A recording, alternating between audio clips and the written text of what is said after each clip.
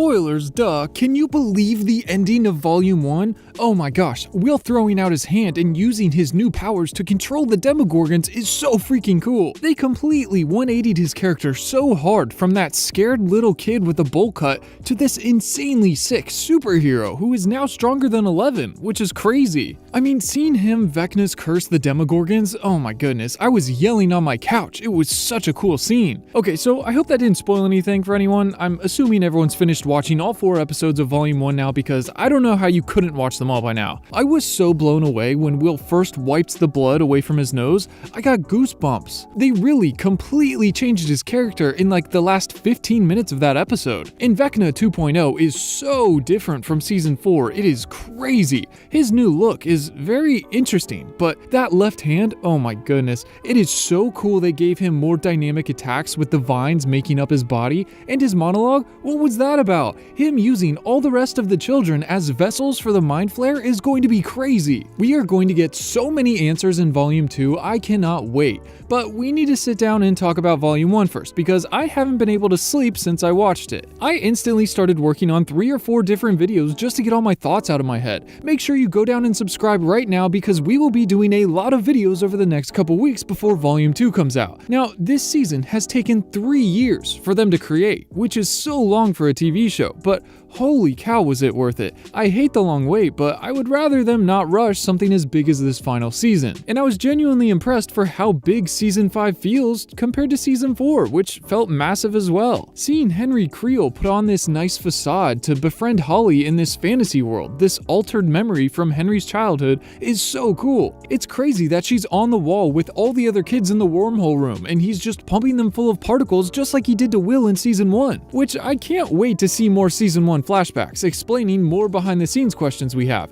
Each season, the opening shot always comes back later in the season to be very important, and I can't wait for that this season. Volume 2 is going to be so insane. But the fact that Henry gifted Holly music out of all things, the one thing that can save her from his curse, is wild. Although she isn't actually listening to it. Her physical body isn't, at least. It's just her conscience and Henry's memory that is hearing it, which means this specific music can't save her. And the Max reveal was so cool. I love that she's been living in the cave system from the first Shadow stage play. This is a repressed memory Henry has, a memory that is so traumatic his brain has blocked it out and put up barriers, not letting him access it. This is just like Elle had in Season 4. Brenner was trying to help her unlock her memory from the night of the massacre so she could regain access to her powers. And now Henry has a similar memory from when he was first infected by the Mind Flayer. If you haven't already, go watch the last video where I break down the entire stage play, because this cave memory is what Will's Mind Flayer infection memory is to him. Do you remember how traumatic this was for us, let alone Will? Well, this is Henry's memory of when that happened to him. And it's so cool Max doesn't know why this is happening, but she's taking advantage of it and hiding from him here. And seeing Max get to explain everything to Holly without them cutting away like they always do was so cool. I've wanted to see one of these conversations for so long. These moments where the different groups catch back up and fill each other in on all of their adventures and tell them what they've learned and accomplished, or even the new conversations when they bring in new people into the group and they have to fill them in on everything about the Upside Down and the paranormal activities that happens in Hawkins. I always want to see these, and this is the first time they really showed us this happening on the screen without skipping over it entirely. I'm just so freaking happy to see the first Shadow stage play is in Season 5, and not just referenced either, but the actual scenes from it are in the show. This is so cool, seeing Max walk through his memories all the way back to the one from 1959, the one where he falls in love and almost becomes 11. The good guy that was supposed to defeat the Mind Flayer is so cool. After this video, you have to go watch that stage play breakdown so you understand Season 5. I'm also going to make another video on it soon because I have a lot I want to talk about this scene specifically. Some of the cast have said that certain moments from the play will be very important in Season 5, along with a very special someone that we're going to have to talk about. We also finally got to see where Nancy gets her fighting spirit from. The Wheeler house attack was so terrifying. Karen absolutely blew me away. She stood her ground and did more damage to that Demogorgon than the entire military was able to do with all their weapons in the end. It was so cool to see her finally get that moment and be introduced to the Upside Down in maybe the most brutal way possible. She was always that 80s parent who had no idea where her kids were, and now she's fist fighting a Demogorgon, fighting for her life, for her her first encounter. I think with how little she had, she overperformed a lot of other people who have been face to face with a Demogorgon. It was really intense. I was really hoping Karen would have her moment here, and they really gave her one. She really put up a fight. It's so cool seeing the Demogorgons get so much screen time already this season. It's so crazy watching them constantly jump around and rip holes in time and space, making these temporary portals to and from the Upside Down. It's so cool to finally see this. We got a quick glance at the aftermath of this way back in season 1, but to see them constantly doing this, frequenting going to Hawkins, is crazy. The silo portal was so cool, and seeing the kids be so organized as they are this season was really nice. It's cool to see how professional their operations have become since the events of season 4. The Home Alone traps at the Turnbow house were very much them going on the offensive, taking control of this encounter as they make the Demogorgon do what they want and end up tagging it so they can track it and follow it into the Upside Down. It was just so cool to see, and it's really neat that we get to see the mirror effect as someone goes through a portal and everything flips as they come out on the other side. It's pretty interesting. I already have the urge to sit down and rewatch everything. But the ending of episode 4 is so crazy, an entire finale on its own, and it's only the halfway point of this season. Will unlocking his upgraded powers is so cool.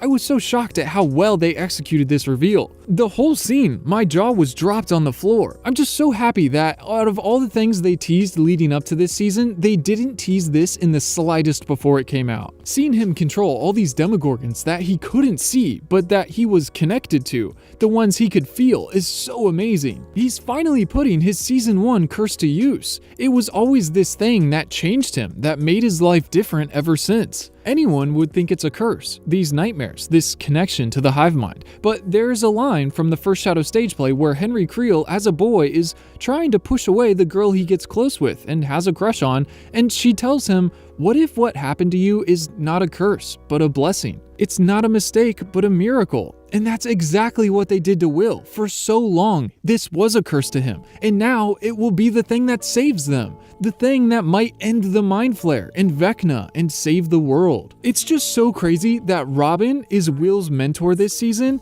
I absolutely love that they're pairing them up to help him deal with all of his repressed feelings. It's just crazy that Robin is his mentor, just like Henry was to Eleven in MK Ultra. He taught her how to use her emotions to unlock her true power. And now Robin is basically telling Will the exact same thing without even realizing it. Like she just convinced Will to embrace who he was and to embrace those feelings that confuse him and that are scary. And then as Will is watching the Demogorgon about to kill Mike, the person he loves, it unlocks his true potential, his upgraded powers, allowing him to save Mike and the other people he loves. I think Robin is being there for Will this season in a way that Jonathan wished he could have back in season 4. He tried, but it's just not the same. Jonathan loves Will, but he doesn't have the right answers that Robin has found recently. But I wonder how much Vecna knows. I'm honestly surprised he didn't kidnap Will and take him with him into the Upside Down. Vecna grabbed him and tells him that he is kidnapping these children to reshape the world. He's going to use them for the Mind Flare's bidding to fully release the Mind Flare into the real world, freeing it from Dimension X so that it can conquer this world. And Vecna chose these children because they are so weak. Their bodies and their minds are small and scared to him. They are easily controlled, just like he learned Will was in season 1. It's pretty interesting because in the VR game with Jamie Campbell Bower voicing Vecna and Matthew Modine voicing Brenner speaking to Henry, which is actually the Mind Flare, it shows us in November of 1984, right after season 2, that Vecna tried to take over the other kids' minds as well. Vecna and the Mind Flare were searching for Eleven, and to find out where she was hiding, Vecna travels to Mike's basement where the boys are playing D&D, and he tries to go into each of the boys' mind to learn where Eleven is hiding. And Vecna's unsuccessful at infiltrating Dustin, Lucas, and Mike's mind because Eleven has made them confident. And Vecna realizes it's not as easy as he thought. The only reason he was able to infect Will's mind is because he already knew his fears. But since all of these new kids in season 5 don't know about Eleven or aren't as strong as they need to be to ward off mental intruders, Vecna is slowly befriending them one by one and has now taken each and every one of them into his wormhole lair and will be trapping them on the wall and pumping Mind Flare particles into their bodies. To him, they are the perfect vessels. He learned that children were best for this because of how easily Will broke in season 1 and 2. Vecna tells Will that he showed him what was possible, and then he says some minds do not not belong in this world. And then we see Will's memories of his feelings for Mike. Is Vecna saying that because of those feelings, Will shouldn't exist in this world? He tells him that his mind belongs in Vecna's world as he points to his head. Vecna, or Henry's monologues, have always been a bit confusing, but this one is even more so. I don't know what they were trying to say with this last line. It might have just been Vecna preying on Will's fears and insecurities, and that was it. But throughout season 4, they made a point to say that as a child, young Henry Creel was different from the other children, just like Will was. They made a big effort to constantly draw similarities between the two, with the isolation, the mind flare drawings. And now we know Henry experienced something similar as a child. Just like Will was infected, Henry too was a victim of the mind flare. Originally in season 4, when he was mentoring Eleven and secretly helping her escape, I wondered if he originally wanted her to be his apprentice. If he wanted them to leave Hawkins' lab together and he would continue teaching her and raising her to show her how to get stronger. But now I wonder if this is what he's going to try to do to Will when he learns he has powers. Because Vecna left. He's gone. And then Will unlocked his new powers. So it's possible that Vecna doesn't know what he's up against yet, but you have to remember, just like Will is connected to the hive mind, so is Vecna. And just like Will was able to use his connection to spy on Vecna, Vecna too is also able to use Will to spy on him and his friends. So there's a good chance Vecna knows that Will has had these new upgrades and we just didn't get to see his reaction. I'm sure Vecna will try manipulating Will to try to get him to fall to the dark side and turn on his friends and fight Eleven, which would be really cool and interesting, but honestly right now, Will is the next most powerful user. His powers, picking up multiple Demogorgons at the same time and cracking their bones, is so much more powerful than what we've seen Eleven do. And usually, when she used her powers for something big like that, she passes out and has to recharge her battery. But when Will did it, he looked straight at the camera with the coldest stare and just wiped the blood away from his nose in slow motion. He didn't even pass out. It's crazy how powerful they made him. And if you watch the first Shadow, you'll know that the reason for this is because Will and Vecna are the same. Henry got his powers from being infected with the mind flare particles that were from Brenner's father, and Will got his powers from being infected in season 2. But Eleven was different. She was synthetic. She was manufactured by Brenner. And since Brenner wanted to make more of Henry, he was actually contracted by the US government to make human superhero weapons for the sole purpose of remote assassination. And since he didn't have any mind flare particles and a gate wasn't open for Brenner to aid the mind flare in infecting these children, he instead took Henry's blood, that is a special blood type. When you get sucked into Dimension X, or the mind flare goes inside of you, it changes your blood type.